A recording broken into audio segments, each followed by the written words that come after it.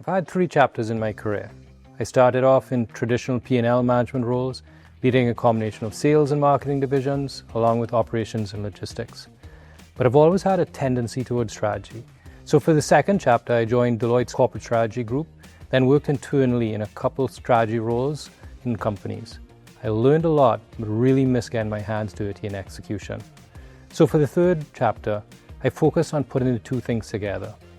I look for situations with high ambiguity that needs a lot of strategy, but also I take the ball and run with it. That's led me to building and scaling businesses. So what does that mean? Picture a startup. You probably imagine something scrappy, fast, and a bit chaotic. Now think of an established company.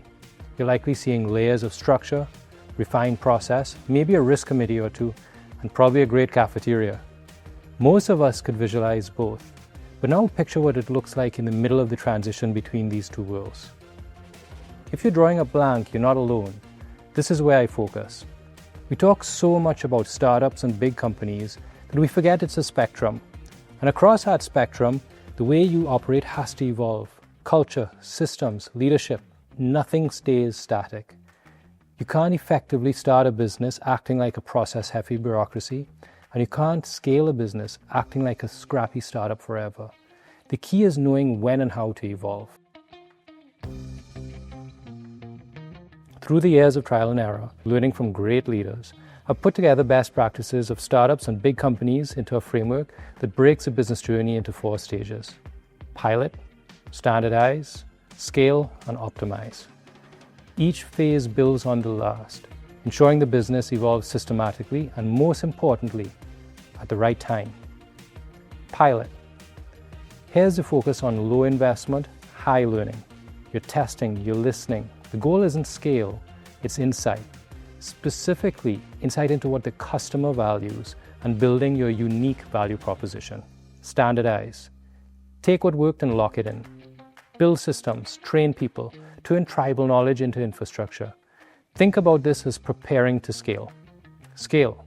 Now grow what's proven. Not everything at once, just what has a proven demand and your operations can support. Optimize. You're at volume. Now it's about sharpening. Process, efficiency, sustainability, and finding ways to add new value to the customer so you could be successful in the long run. Everything needs to evolve as the business matures, from people to process. It's a coordinated dance. There are 5 core operational elements that we focus on throughout the journey: talent, investments, process, culture, and KPIs. Think of these as gears in a machine. They all depend on each other to make it work. If one gets stuck, the whole system goes down. If they evolve together, your business moves faster and further. Rather than break them all down here, I'm going to dive into a couple that create the most problems. First, talent. In the pilot phase, you need generalists. Swiss army knives who could jump in, figure it out, wear multiple hats. People who are comfortable with ambiguity and chaos. Ideally, internal hires who already know how to navigate the organization. Once you hit standardize, you need process builders. People who could take that chaos and turn it into repeatable and scalable systems. By the time you're scaling, it's about leveraging experts who've been there and done that, who can apply known solutions for known problems and help you move faster and more efficiently. As you get into optimize, bring in the specialists. People with deep functional expertise who can squeeze out efficiencies and sharpen performance. One key call out is I've seen companies bring in experts way too early, before they've fully baked what was unique about their offering.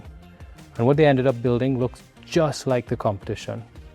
Learn your way into your unique value before bringing in the experts. Processes. Your processes need to evolve just like your team does. In pilot, you're using sticky notes, spreadsheets, Slack threads. I personally love checklists because they can evolve quickly while keeping the team on the same page. You're focused on speed, not elegance. In standardize, you start writing things down. You build playbooks. This starts to feed tech requirements and get people aligned. In scale, you build real infrastructure that works under volume. Tools, systems, automation that ties it all together. And in optimize, it's about tuning, tightening the screws, eliminating friction. You're not just building systems, you're building the system that runs the system. One key call out is finding good partners early, especially engaged, willing customers, is a game changer. Their real-time feedback helps you sharpen your process and align with what really matters. In fact, that kind of honest input is the most effective prioritization tool that I know. This approach is only effective if you use it right. There are 4 primary rules that I use to ensure we stay on track. Rule number 1, go slow to go fast. Everybody gets excited and wants to jump from pilot to scale. But skip standardize and you scale chaos. I've seen it. Team builds something scrappy, so leadership says, great, let's roll it out nationwide. 6 months later, customers are frustrated, internal teams are overwhelmed, and the ROI is bleak. And the rework is 3 times the cost. Rule 2, evolve at the offering level. Think of your business as not one big thing, but as a collection of offerings. Each offering is a promise to a customer plus the infrastructure to deliver it. If you break your business into many offerings, each with a clear customer profile and internal support system, you can scale piece by piece. Your ideal customer and your capabilities need to evolve together, so you're not over-promising and under-delivering. Rule 3, insulate the seed. In big companies, new ideas get crushed by old rules. Give your early-stage initiatives air cover.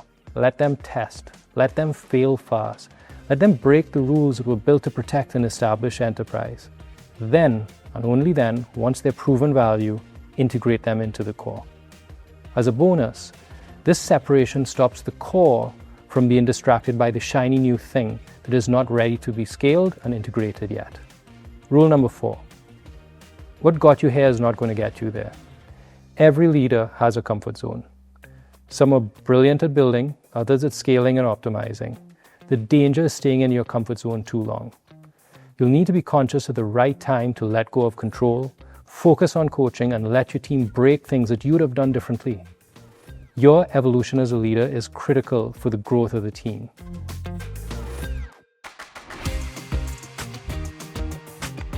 Let's take a real-world example. I was working at a major Canadian retailer with no global footprint and a $4 billion portfolio of brands that they own, made of thousands of SKUs and dozens of brands. They wanted to take the brands outside of Canada, not as a retailer, but as independent brands. But they didn't have the infrastructure, experience, or intel to know what would work. So this is how we approached it. Pilot. We launched hundreds of SKUs on Amazon in the US, using Canadian inventory and shipping cross-border. We use this to test and gather real feedback on product demand. Standardize. We use these learnings to build D2C brand sites, shifted to US-based fulfillment, and leveraged existing corporate supply chain partners to build this infrastructure and process. Scale. Expanded into wholesale, the US, Mexico, Europe, and Middle East, supported by the e-commerce learnings and reviews that validated a lot of the success we had had. Optimize. We localized products and packaging, transitioned all the sourcing to origin, and built systems to support what actually worked at scale. This allowed us to continuously learn our way and into greater risks and investment.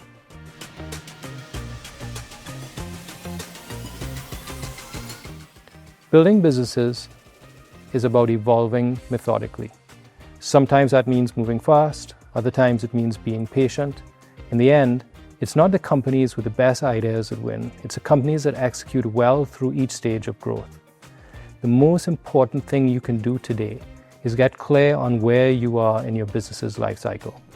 Focus on breaking down the offering into parts, align it with your internal capabilities, and a very tight customer profile. That awareness of where your offering is, what your operation is capable of, and what your customer cares about will quickly identify where you should be focusing.